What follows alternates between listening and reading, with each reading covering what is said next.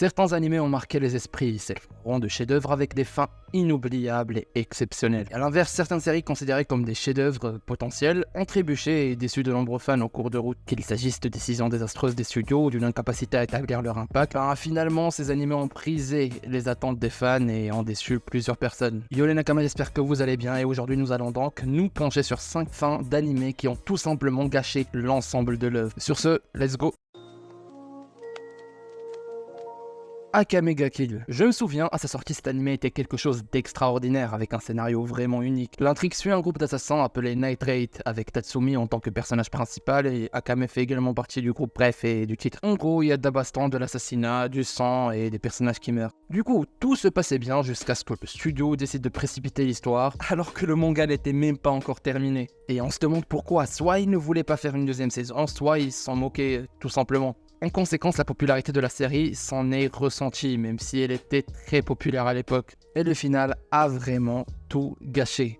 Même l'anime, si je ne dis pas de bêtises, a été créé 3 ans avant la fin du manga. Ce qui a été une terrible décision et a contribué à sa chute. La fin précipitée a été méprisée par les fans à l'époque, et il n'y avait même pas, on va dire, l'évolution des réseaux sociaux d'aujourd'hui. J'étais au lycée à l'époque et je me souviens même dans ma classe, mes potes, etc., tout le monde avait détesté la fin, c'était vraiment populaire à Akame ga Kill. Le plus gros problème était le nombre excessif de morts dans l'épisode final, qui rappelait, on va dire, Game of Thrones.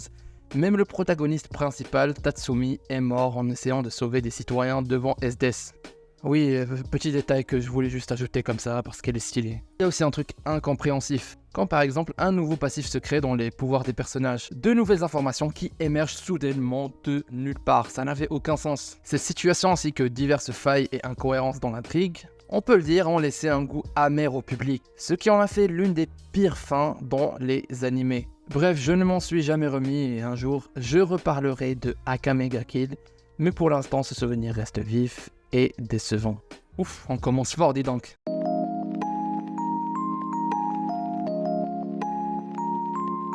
Promised Neverland. On va le raccourcir en TPN et je suppose que beaucoup d'entre vous ont probablement pré-shot car lorsqu'on parle de déception récente ou bien de ces dernières années, The Promised Neverland nous vient immédiatement à l'esprit. La première saison a été un énorme succès, avec une intrigue sombre et unique impliquant des enfants, des monstres, du mystère et de l'horreur. Ce qui a captivé le public et a battu de nombreux records. Naturellement, lorsque la deuxième saison a été annoncée, tout le monde était hype, de malade, dont moi-même, et en particulier ceux qui avaient lu le manga et qui étaient impatients de voir la suite de l'histoire. On s'est arrêté dans un point ultra crucial. Mais lorsque la deuxième saison a été diffusée, les choses ont pris une tournure spectaculaire. Ok, nous voilà, la saison 2 est là. Le premier épisode semblait prometteur, suivant le manga. Mais au fur et à mesure que la saison avançait, nous avions l'impression de voir une œuvre complètement différente. Ceux qui avaient lu le manga ont rapidement abandonné le navire et ont fait connaître leur mécontentement à la communauté. Mécontentement et je suis gentil, car la différence entre l'anime et le manga était tout simplement trop grande pour être supportée. On a assisté en pleine saison à l'enterrement d'une œuvre incroyable, malheureusement. Je ne sais pas pourquoi, j'avoue je n'ai pas encore cherché, mais une vidéo serait intéressante sur le sujet. Et du coup, beaucoup ont qualifié ça d'insultant et ça mérite de creuser encore plus. Donc voilà, dites-moi dans les commentaires si vous voulez une vidéo sur le sujet. TPN a connu une baisse massive de qualité dans sa deuxième saison, laissant les fans déçus qui rêvent d'une adaptation plus fidèle de cette série autrefois prometteuse, mais aujourd'hui complètement déchue.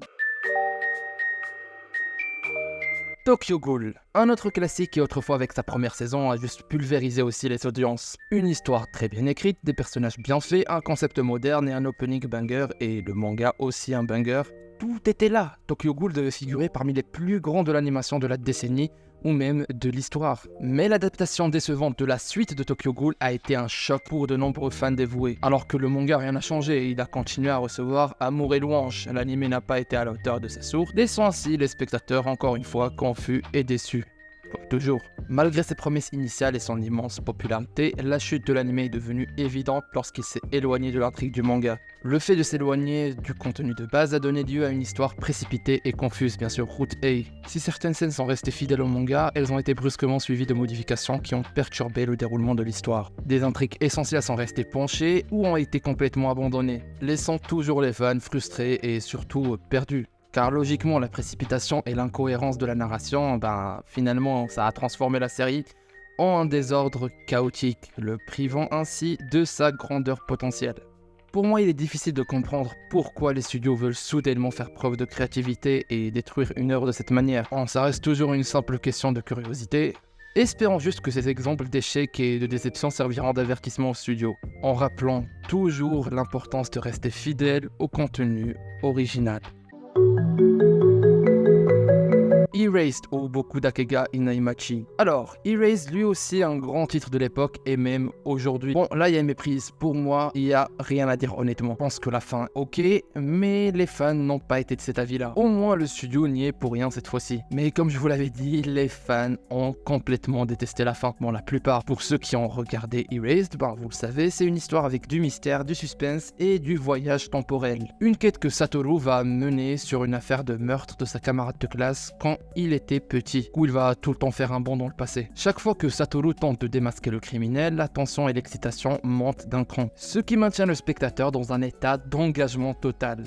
Une intrigue captivante et surtout intrigante du voyage dans le temps, ou aussi l'identité du tueur qui nous tient en haleine. Bref, cette nature énigmatique que nous a proposé Erased était juste phénoménale, mais le problème pour les fans, c'est que malheureusement, même après la révélation de l'identité du meurtrier, ses motivations restent floues et mal caractérisées. Genre, pourquoi il a fait ça? Avait-il des antécédents? Bref, cela peut laisser un sentiment de vide et d'insatisfaction, surtout quand t'as mis la barre très haute, diminuant quelque peu l'impact du triomphe final de Satoru. Une fin qui devait être épique et des révélations choc, et ben on s'est retrouvé avec un tueur tout simplement vide. On dirait un NPC. Au final, ta réaction se résumera juste, ok, ben c'est lui le tueur et c'est bon.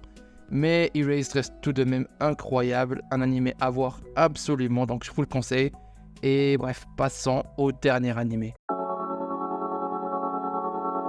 Mesdames et messieurs, parlons de la fin de Deadman Wonderland. Tout avait commencé de manière extraordinaire, mais malheureusement les choses se sont dégradées au fur et à mesure que la série avançait. Nous avons Ganta Igarashi qui se retrouve piégé dans une prison qui ressemble à un parc d'attractions et on se bat avec son sang. Et bon, bref, ça c'est autre chose. Ce Ganta a été accusé à tort d'avoir massacré toute sa classe. Oui, très intense. Le principe de la série est captivant au départ, mais il perd de son charme au fil du temps. Le problème réside dans la faiblesse de Ganta. Il est difficile de croire qu'il a pu commettre un tel crime, surtout quand on voit ses souvenirs qu'un personnage masqué connu sous le nom de Redman est le responsable du massacre avec des pouvoirs surnaturels. Au final, Ganta n'est qu'un survivant perçu à tort comme coupable et cette injustice le hante tout au long de sa vie en prison. Juste un petit résumé pour avoir plus de contexte et pour que vous puissiez aussi aller le regarder si jamais ça vous intéresse. Du coup, tout au long de la série, Ganta s'efforce de découvrir l'identité de l'énigmatique Redman. Mais il est décevant de constater qu'à la fin, il n'a toujours pas résolu cette question cruciale, il n'a même pas cherché à le faire, et est resté incarcéré. L'absence de résolution dans les derniers épisodes laisse de nombreuses questions sans réponse, ce qui est assez frustrant. Et pour couronner le tout, la série se termine par une fin ouverte qui semble être une préparation pour une deuxième saison, mais malheureusement ce n'est pas le cas. Cette conclusion ouverte laisse le public sur sa faim et l'oblige à se tourner vers le manga original pour découvrir la vérité. En final, pourquoi t'as décidé de l'adapter en animé? Ça n'a aucune logique. Bon, pour résumer, alors que Deadman Wonderland commence avec une intrigue et des éléments de mystère très forts, et ben sa fin décevante et ses points d'intrigue non résolus laissent les téléspectateurs dans un manque de continuité tout simplement. Du coup les amis, nous voilà vers la fin de la vidéo, j'espère qu'elle vous aura plu et j'espère aussi que les studios respecteront un peu plus l'œuvre originale. Moi dans les commentaires, que ce soit manga, webtoon ou n'importe, des œuvres qui vous ont déçu, peut-être qu'ils seront dans une deuxième partie de la vidéo, donc laissez-moi ça dans les commentaires et voilà. Sur ce, moi je vous dis à la prochaine, portez-vous bien les amis et ciao.